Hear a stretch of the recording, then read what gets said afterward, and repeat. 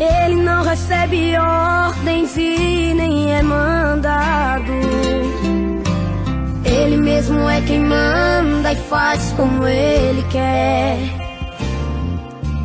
É juiz que julga todos sem ser subornado. Ô pessoal, meu nome é José Calixto e estou aqui para trazer mais um estudo, mas o que eu quero estar trazendo para vocês hoje é uma curiosidade que está na Bíblia, tá? Está na Bíblia e a gente tem condições de descobrir isso, tá bom? O que significa aquele letreiro que colocaram sobre a cruz, escrito íris? E quais os 3 idiomas que foi escrito? Porque ali, Pôncio Pilato, Pilato mandou escrever em 3 idiomas e colocar sobre o topo da cruz, tá? Mas antes, pedimos permissão a Todo-Poderoso para que nós possamos fazer esse estudo, porque Ele é que faz tudo por nós. Querido Deus, soberano e amável Pai, o Senhor que está acima de tudo, nada se move, nada se faz sem a Tua permissão. Querido Deus, o que peço nesta manhã, estou gravando esse vídeo, que o Senhor possa estar me ajudando para que eu possa estar falando somente aquilo, Senhor, que lhe agrada. Capacitando a mim para falar e capacitando as pessoas para entenderem qual é a Tua vontade, Pai. Em nome de Yeshua, Teu amado Filho. Amém. Bom, sem saber o que estava acontecendo, Pilatos, ele fez simplesmente uma profecia. Simplesmente ele profetizou algo sem saber. Ele profetizou na vida de Jesus. Nem precisava, porque já estava decretado. Mas ele profetizou na vida de Jesus que ele seria rei. Não somente rei dos judeus, mas rei de todas as nações. Reis dos reis e senhores dos senhores. Isto está prestes a acontecer. Então nós sabemos que isso, tão logo aconteça, aí sim nós vamos ter a verdadeira ordem mundial. Pilato foi o oficial romano que julgou e condenou Jesus. Pilato foi o 5º governador da Judéia, mantendo sua posição durante o período do ano 26 ao ano 36 da nossa era. Na entrevista ali, não sei se posso chamar de entrevista, né? Jesus estava como réu. Pilato perguntou-se a Jesus se ele era rei dos judeus. Aí Jesus diz: tu está dizendo que eu sou rei dos judeus. Não é eu que estou falando, é você que está falando. Segundo o Evangelho de João, a frase que Pilato ordenou fixar na cruz foi escrito em latim, na linguagem romana, tá? Foi escrito em grego, tá? Na época, a maioria falava grego, principalmente o grego koiné, ou seja, um grego normal, não era um grego clássico, um grego que todo mundo falava, um grego popular. E também foi escrito em hebraico, então foi latim, grego e hebraico. Então, vamos abrir a Bíblia aqui para nós conferir isso em João 19. Capítulo 19, versículo 19 e 20. Tá aqui, ó. no capítulo 19. Pilato escreveu também um título e colocou sobre a cruz. E nele, no título, estava escrito: Jesus, o Nazareno, o Rei dos Judeus. Muitos dos judeus leram este título porque o lugar onde Jesus foi crucificado era próximo da cidade e estava escrito em hebraico, latim e grego. Hebraico, latim e grego. O que eu quero chamar a atenção de vocês é aqui ele escreveu um título, tá? Foi apenas um título. Esse título tem a ver com rei, né? Rei de todos os tempos. Então, Rei dos Judeus, rei, aqui ele colocou como rei dos romanos e também como rei dos gregos. Ele levou Jesus, apesar de o que estava acontecendo, seria uma coisa tremenda, né? Dizia então Pilato, versículo 21 aqui, ó. Dizia então Pilato, diziam. Então a Pilatos. Quem dizia? Os principais do sacerdote dos judeus. Quer dizer, os próprios irmãos de Jesus. Ele veio para o que era seus, mas os seus não receberam. Aí os principais dos sacerdotes, os doutores ali, os sacerdotes, as pessoas, o chamado de levita, os falsos levitas da época,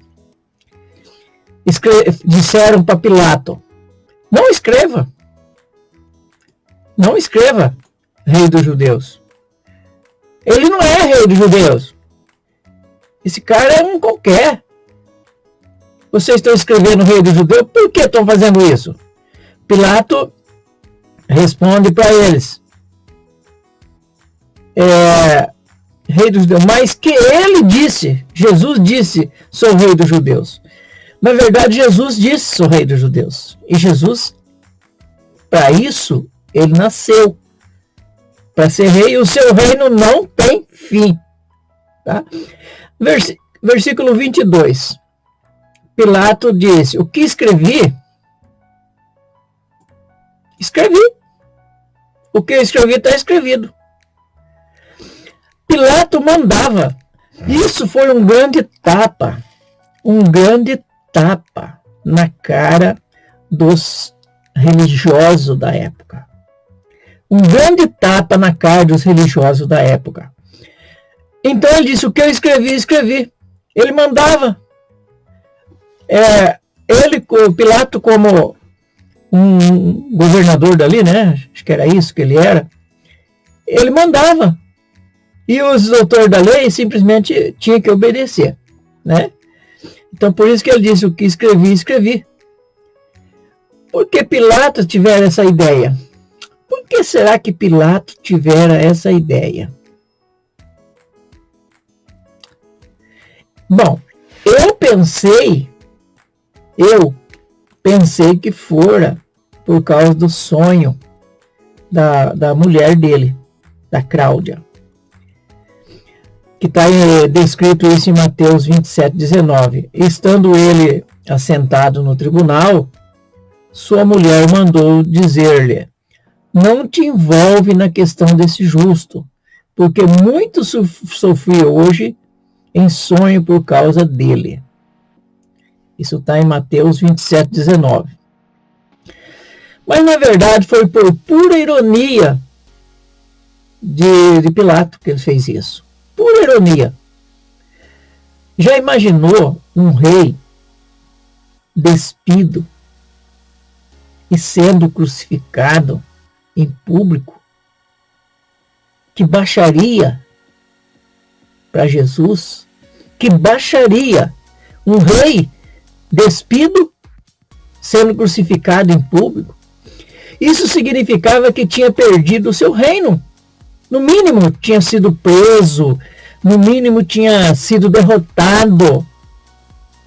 Porque isso acontecia quando havia guerra, o reino era deteriorado tudo, então o rei seria preso. No caso de alguns, seria cegado, seria jogado em cárcere, morria muitas vezes preso. Mas no caso ali de Jesus,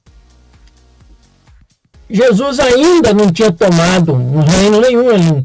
Jesus não tinha um palácio, não tinha só os seguidores dele. No caso de Jesus, ele tinha um reino, mas um reino mais espiritual do que um reino físico, né? Então significava que esse rei, Jesus, tinha perdido a guerra. Mas mal sabiam eles que isso também, a crucificação, a prisão, a morte de Jesus, fazia parte do plano. Até porque a guerra não era uma guerra física, era uma guerra espiritual. Enquanto os homens achavam que estava derrotando Jesus por estar matando ele, Satanás estava muito bravo, porque Satanás queria que Jesus não morresse. Aí, a vontade de Satanás era que fosse ao contrário. Vocês estão entendendo? Porque se Jesus não morresse como Cordeiro de Deus que tira o pecado do mundo, nós estaremos condenados, ainda estávamos sendo escravo de Satanás. Uma vez Jesus sendo morto, ele estava vencendo e não perdendo a guerra. A guerra não era contra Roma, mas contra o reino das trevas. Entendeu? Vamos abrir a nossa Bíblia, Hebreus 2,14. Portanto, visto como os filhos são participantes comum da carne, de carne e sangue, também ele semelhantemente participou das mesmas coisas, para que pela morte derrotassem aquele que tinha o poder da morte, isto é, o diabo. Aqui, Jesus estava simplesmente derrotando Satanás. Enquanto eles pensavam que Jesus estava sendo derrotado, Jesus estava derrotando Satanás, tá? Então ele tinha aqui, o poder, tinha todo o poder da morte, entendeu? Isso a morte tem a ver com Satanás, entendeu? Aqui, Colossenses 2,14. E havendo riscado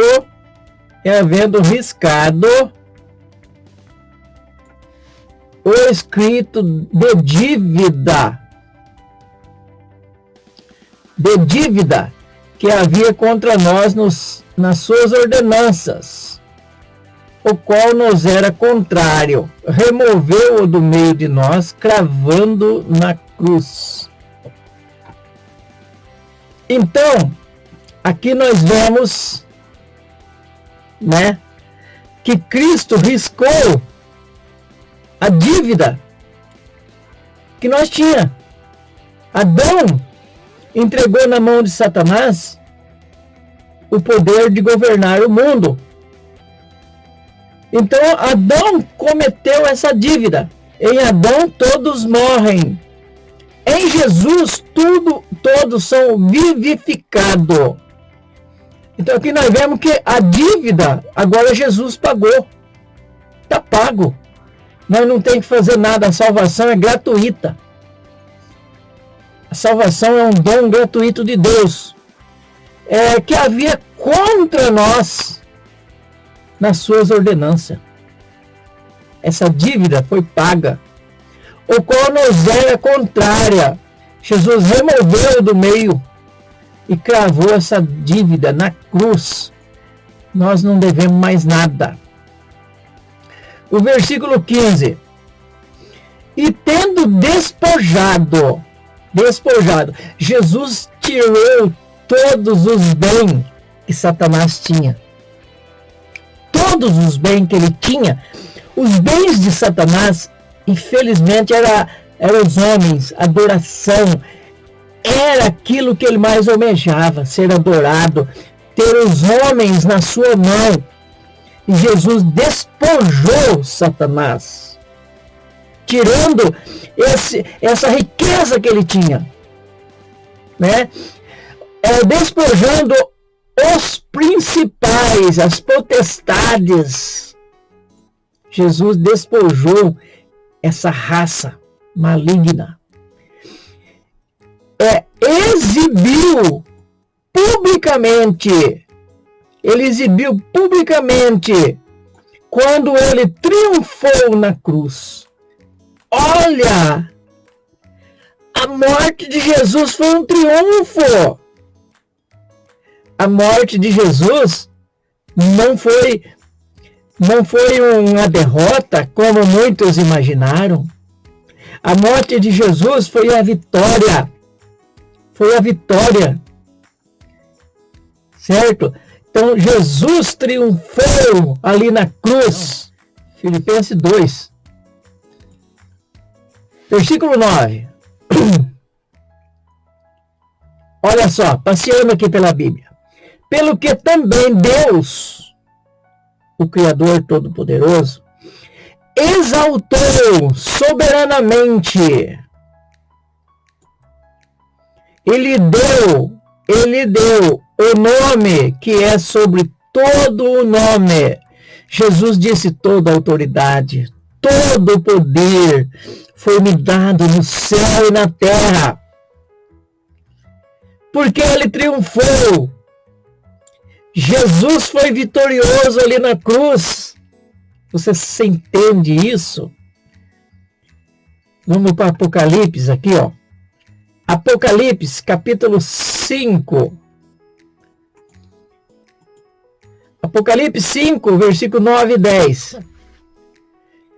E cantava um cântico novo, dizendo,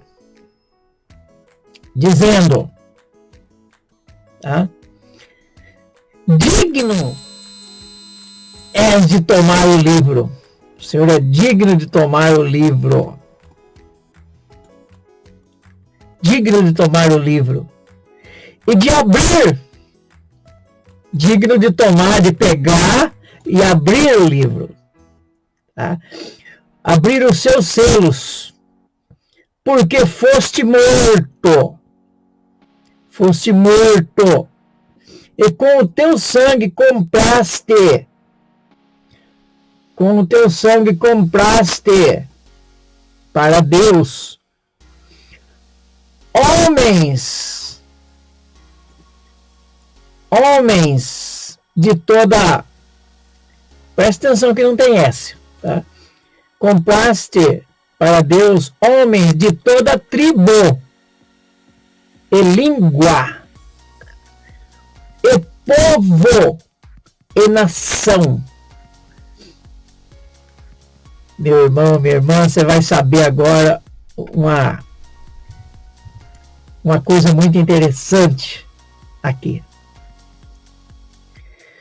Notou que não tem S?